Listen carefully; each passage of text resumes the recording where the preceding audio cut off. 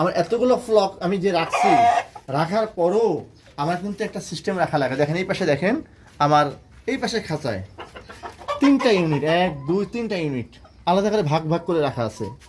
এগুলো হচ্ছে quarantine unit বা মুরগির হসপিটাল।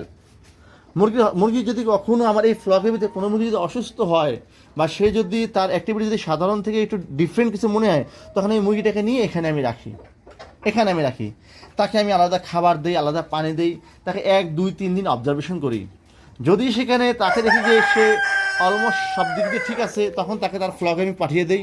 না ঠিক থাকলে তাকে এখান থেকে আমি অন্যত্র স্থানান্তর করি। কারণ অসুস্থ মুরগি আমার এই ফার্মে আমি রাখি না, সম্পূর্ণ আলাদাভাবে করে নিয়ে যাই। তার জন্য দেখেন আমার যে উপরিভাগে আরেকটা খাঁচা রাখা আছে, যেটা লং টাইম যদি কোনো মুরগিকে ট্রিটমেন্ট করা লাগে আমি ওই খাঁচাতে রাখি। আপাতত পুরে উঠে রাখছি। আরেকটা খাঁচা আমার আছে, যেই খাঁচাতে আমার আপাতত 2টা মুরগি ট্রিটমেন্টে আছে।